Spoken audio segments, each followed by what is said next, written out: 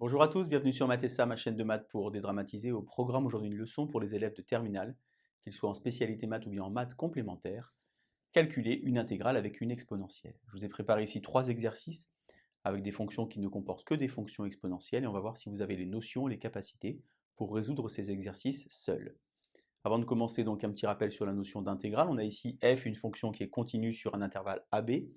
Nous avons a qui est inférieur à b, avec AB qui est un intervalle fermé borné de R. I égale intégrale de A à B de f de x dx. A et B s'appellent donc les bornes de l'intégrale. Petit f est donc une fonction, on va donc déterminer une primitive de petit f. On a donc grand f de x comme ceci, à évaluer entre A et B. Et donc on va avoir f de B moins f de A. Vous avez certainement déjà vu les leçons qui parlent d'air sous la courbe.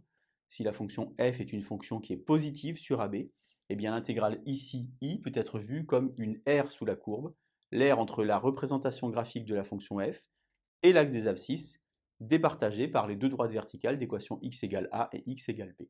On écrirait alors i égale un certain nombre, ua, unité d'aire. On ne va pas se préoccuper de ça ici aujourd'hui, on va juste tenter de déterminer, nous, des intégrales.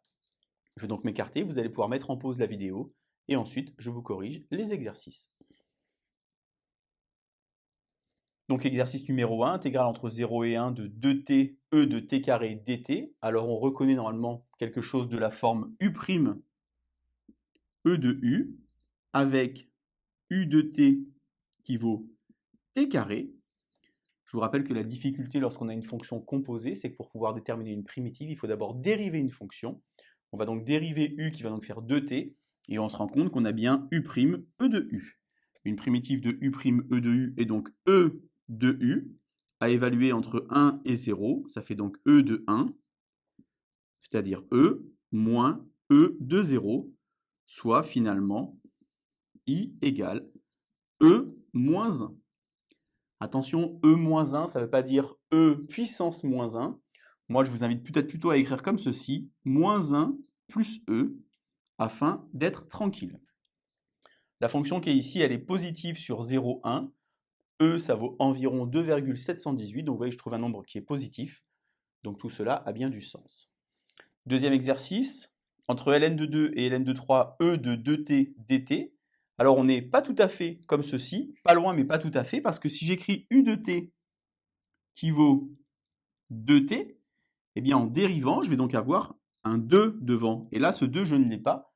Je dois donc ajuster ma fonction en écrivant un 2. J'écris donc ce que je voudrais avoir. Et je vais compenser ce 2 par un 1/2 qui est ici. 1/2 est donc une constante multiplicative qui va être conservée au moment de l'intégration. On va donc avoir une primitive de 2e de 2t qui va être e de 2t, en conservant le 1/2 devant, à évaluer entre ln de 3 et ln de 2. Alors, quelques petits rappels sur le logarithme népérien. Vous devez savoir que si vous avez n ln de a, ça fait ln de a à la puissance n. Donc ici, on va avoir e de 2 ln de 3, finalement, ça fait e de ln de 3 au carré, c'est-à-dire e de ln de 9. Et vous devez savoir également que pour tout nombre strictement positif, e de ln de x, c'est égal à x. Au final, je vais avoir 1/2, que je vais mettre en facteur. E de ln de 9, ça fait donc 9, moins e de 2 ln de 2, c'est-à-dire e de ln de 4, ça fait 4. J'obtiens donc 5/2.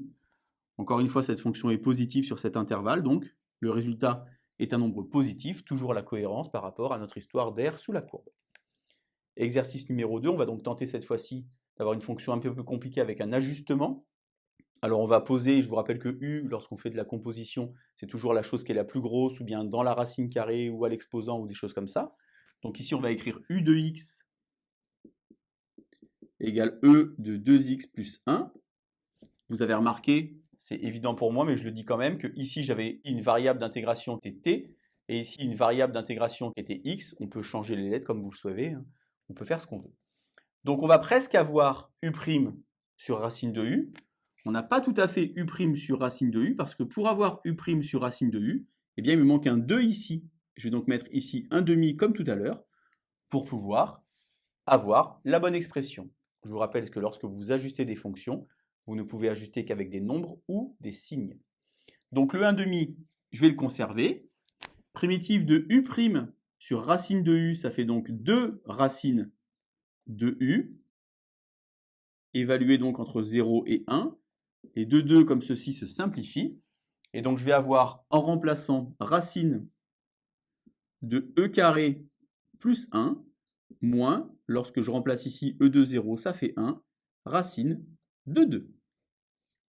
Encore une fois, la fonction qui est ici est une fonction qui est positive, puisqu'une exponentielle est toujours positive.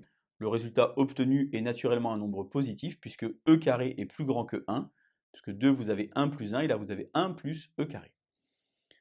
Dernier exercice, donc on va procéder cette fois-ci à une intégration par partie. Alors j'imagine assez bien que vous avez déjà vu la playlist sur les intégrations par partie. Si ce n'est pas le cas, vous irez naturellement la voir. Je vous rappelle les deux questions essentielles pour l'intégration par partie. Quelle fonction je sais intégrer et quelle fonction, la dérivant, je vais faire disparaître. Si vous avez ces deux questions en tête, eh bien vous allez faire le bon choix. Je vous ai présenté ici l'IPP.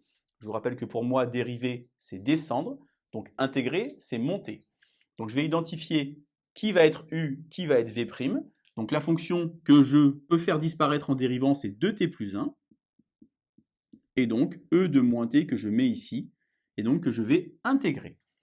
Donc je vais dériver 2t plus 1, ça va faire 2, et je vais intégrer E de moins t. Attention, ça fait moins E de moins t. Donc entre crochets UV, c'est-à-dire 2t plus 1 fois moins E de moins t, à évaluer entre 0 et 1, moins U'V, c'est-à-dire moins 2 E de moins t dt entre 0 et 1. Donc ici, je vais remplacer par 1, donc je vais obtenir 3. Alors ici, j'ai moins E de moins 1. Je vous rappelle que E de moins 1, c'est comme si vous aviez 1 sur E. Donc, moins 3 sur E. Et lorsque je remplace par 0, ici, j'ai 1. E de 0, ça vaut 1. Donc, ça va faire moins 1. Et comme c'est moins, ça va faire plus 1 au final. Ici, le 2 qui est à cet endroit-là, je vais le sortir de l'intégration. Et donc, une primitive de moins E de moins t, c'est E de moins t, que je vais donc évaluer encore une fois entre 0 et 1. J'ai donc moins 3 sur E plus 1. Ici, moins 2, facteur, donc 1 sur E, moins 1. Et je termine donc en réduisant. Donc ça va faire moins 5 sur E. 1, moins 2 fois moins 1, ça fait plus 2, plus 3. Une nouvelle fois, cette fonction ici était une fonction positive sur 0, 1. Le résultat obtenu ici va être un nombre positif parce que E, ça fait environ 2,7. Et lorsque vous divisez 5 par 2,7, vous avez un nombre qui est plus petit que 3. Donc le résultat final est un nombre positif.